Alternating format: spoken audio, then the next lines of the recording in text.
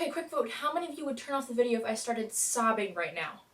I think I've told you guys this before. I'm not usually home when the NCIS episodes air. I didn't see this episode as it was initially airing, and because I live and die by spoilers and I have no self-control, I went online and I was like checking spoilers, and I just saw a whole bunch of posts that were like, oh, that was so disappointing, like, wow, like, what a letdown. And I was like, oh good, great. I hyped it up again, look what I've gotten myself into.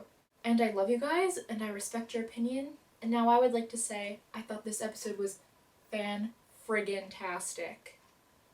I loved it. So I'm going to talk about the case and some of the subplots for a minute or two because I feel like they were so good. Like, that was part of what made the episode so great, was the main plot and the subplot, and like the case was fantastic. The acting, I have to talk about it, but then I'll spend a majority of the video talking about what you think I'm going to be talking about. So the story is this little girl comes home and she finds her mom murdered, and her dad comes back from his duty to be with her. She tells Gibbs that someone is hunting down her father, and Gibbs, of course, he takes sympathy on children, he always has, and I think it's part of the whole Kelly void, and I think it's the sweetest thing, which is why this episode messed me up, but we'll talk about that in a second. They go to all these crazy lengths. They're like, was she involved in a terrorist group? Like, was a cannibal involved? Like who did this? Was it the work of a sociopath? Is the dad a sociopath? And it turns out at the end, the daughter was a sociopath. And that scene in interrogation where she's like, yeah, I killed her. Can I get another juice box? Ooh! I was so creeped out and like amazed, and Gibbs, just the pure shock and awe on his face when this girl turned out to be so psychotic and sociopathic. I mean, oh, the little girl was fantastic, the actress, I mean, and I loved the plot twist. I love the plot twist so much. I didn't see it coming. I thought it was crazy.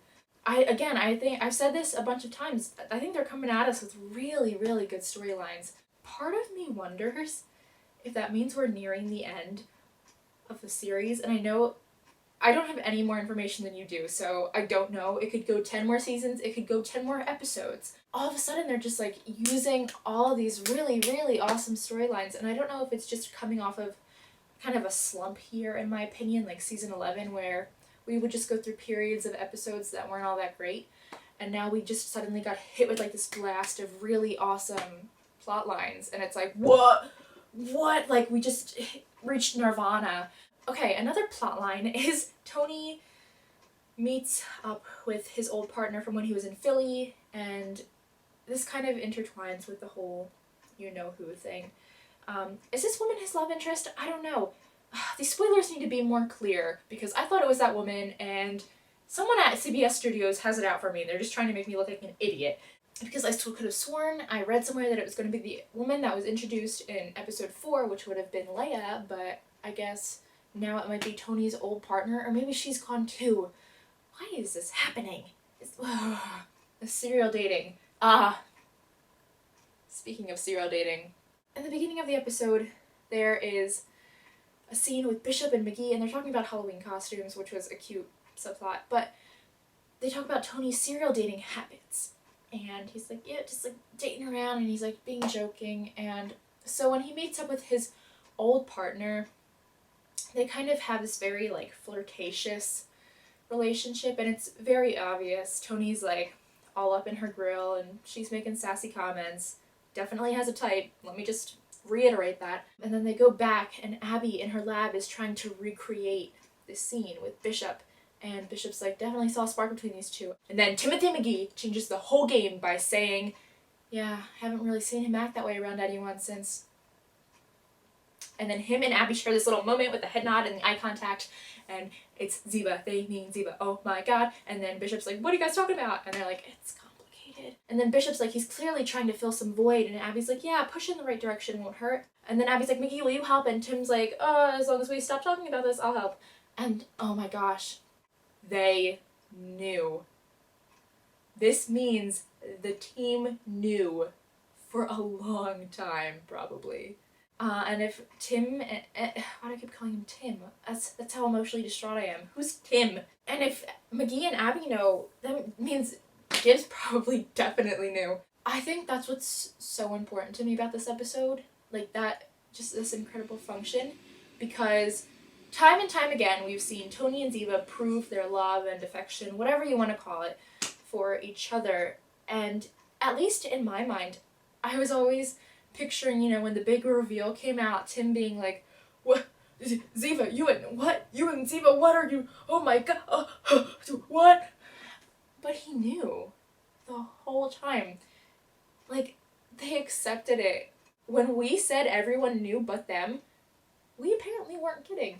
And I feel like that just gives whole new layers to all the scenes from season like 9, 10, 11, because every time I saw Tim make a face and like something weird Tony said around Ziva, or like a weird face they made, or anything like flirtatious they did, I thought it was just because he was like, what's going on? Or like, oh, Tony, being Tony. No, it was because he knew, and he was like, guys, keep it in the bedroom. You know what? I was watching a clip from the episode after she left, and McGee looks at the desk and like kind of looks at Tony. He's like, yeah, it's been rough. Or I can't even remember exactly what he says. I was so like, by it. It's because he knew. Like, he knew. God, why? I think that's the funniest thing. They were probably like in Abby's lab, like taking bets, like, okay, if they get together by this date, I get to be the best man. If they get together by this date, you can choose the wedding hall. Like, we got this all sorted out. We'll just tell them when the occasion arises. Like, it was like a turf club in there. And then Abby, oh god, Abby has a scene with Denozo, and she's like, I'm hugging you, and I'm like telling you this because I love you. Get over Ziva. Tony does this face whenever he's like hiding strong, passionate emotions, and he pulled the face, and I haven't seen that face since she left, and it was like, I just got like chills. There's this one part where Abby's like, I know why you're dating, like, you're lonely. And I think again that like proves like they knew that they had like romantic interest in each other. Like they knew they were soulmates, and it kills me. Oh god, it's like the missing piece of the puzzle. Abby's like, it's Ziva. Like, say it. Ziva. And Tony's like, Ziva. And I think, I don't know if this was intended in the writing, but I think it came out through Michael Weatherly's acting. Tony still has feelings for her, and I don't think that's just my, like, TIVA senses seeing what they want to see. I think if he wasn't feeling anything for her anymore, he would have been like, Ziva, there, I said it. What you gonna do? He had to, like, choke it out, and he was, like, hiding his emotions, and he made the comment about how, like, he's like, I'm radiating happiness, and Abby's like, no, you're not. And I think it was so cool that she called him out on that, because she gets him, and, you know, she is his friend, and oh my god, Tony just did like everything that like let us into his like deep dark subconscious. Like he's saying like, you know, he's faced the reality time and time again, and you know, he knows she's probably never coming back. That doesn't make it easier. Now I just picture him every night cuddling up in the bed and crying over a pile of calzones, venting his emotions to his fish, and crying at the Titanic. The man is falling apart. You just saw like all this like stitching keeping him together come out. Like it was all unraveling, and oh my gosh. Okay, throughout this whole thing, I think every line had a meaning towards Tony and a meaning towards the audience. When they were like, she might never come back, actually, I think that was towards Tony and it was to us. And like, just like when she first left, they're like, she wants to be let go, and so they're like, let her go, guys, like, Cody wants to go. So I felt that strongly throughout the whole thing. There was this one line where Tony was like, I miss my friend, and I loved seeing him open up, and I think that's just such a mature Tony that we're seeing evolve here, and I think Ziva brought that out of him, and I'm so glad to see that it's continuing even though she left. Maybe even increased since she left, and I feel like if by some miracle Cody does come back one day and like Ziva does come back, I think this whole thing would have been almost worthwhile, because they've progressed so much as people, and it allowed them to like mature and realize like, oh my god, this is what I like could lose. And I think they just place so much more value in each other, and it's just, oh god, it hurts. But again, with that same line, Dano's is like, I miss my friend, and Abby's like, you have friends here too. And I think that line has two meanings. I think like it's okay, like, Tony, you can vent to us, like, we are here for you, like, don't think you're alone. And then this one might be my Tiva glasses coming out, but I think it was like, you have friends here too. I think she was a little bit more than a friend if you're talking about her this way. Like, if she is impacting you so much more than she's impacting us, she had to be more than a friend to you. And I think that acknowledgement was great. And then Abby is like, oh wait, screw your emotional turmoil, we got a case to follow when the evidence comes up, which I thought was a horrible transition. Just screw it. Get a Zyrtec, a Xanax, I don't know, pop something, Tony, you'll be fine. And then there was a scene at the end where Tony pulls out the necklace and they play the theme. They play Tony and Ziva's theme, which they have not played in at least a year, and I melted.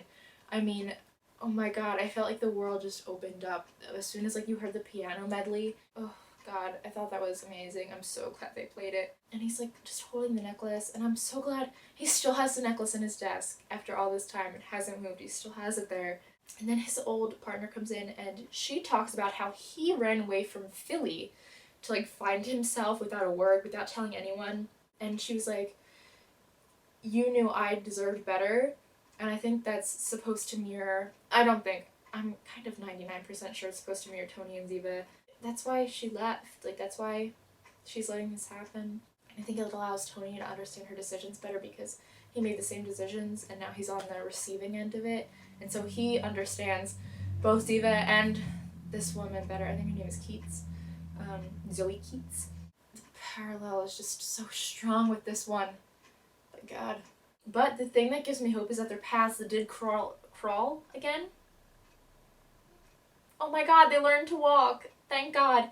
Their paths did cross again, which makes me feel hopeful in my heart area. That made it sound like I was talking about my boobs. I mean my actual heart. And the Halloween subplot was happening at the same time, and Bishop was Sandra Dee, and I also think the woman thinks she's a lesbian, and it was such a powerful episode. Such a powerful episode, you guys. I value this episode so much because I think it took the mistakes from the first and second episode of season 11, so Whiskey Tango Foxtrot and Past, Present, Future, and fixed a lot of them. Imagine you're at an opera and this beautiful, gorgeous voiced singer is singing this incredible medley and she's slowly climbing this scale and you're just waiting for this gorgeous, gorgeous high note at the end, and all of a sudden 3/4 of the way up she just starts screaming in your face. That's how I feel season 11 was. They were building up slowly and then all of a sudden they're like, we got no time, screw it, just kiss, make out, get married. I don't care. I think this one was done with more subtlety. It just seemed more real. It seemed more in character. I thought everything they did was so much more well done and realistically paced, and just it made that whole wait worthwhile. The marketing so much better because I still haven't forgiven whoever made that promo and to put the kiss in there. I will never forgive them for putting the Tiva kiss in the Past, Present, and Future promo. Just saying. A year later, I'm still holding the grudge. You can look back at the review video because I'm saying the exact same thing. I told you in the spoilers and theories, I was worried she wasn't even gonna be in it that much. Like, I was so afraid that they were just gonna skip over her, and I think they handled it so well. I think it wasn't too, like, overpowering, like, kind of ridiculous, like some of the scenes in the season 11 premieres were, to the point where I was like, did they just, like, look up someone's fanfiction and paste it in the script? As fulfilling and sweet and that was, like, this, it was less, but I still got that feeling in my stomach, like that, like, kind of burning, like, butterfly feeling. Like, I just set some beautiful winged butterflies on fire in my stomach, and I really, really want you guys to talk about it in the comments. Talk with me about it, because I loved it, and I thought it was so important. I don't think there's a new episode next week, so we just gotta marinate on this one for a little bit. We have time to just sit and let it sink in. So that's what I'm gonna do. And I will see you guys for the spoilers and theories for episode 7, whatever the title is, whenever it's released. So, bye guys. God.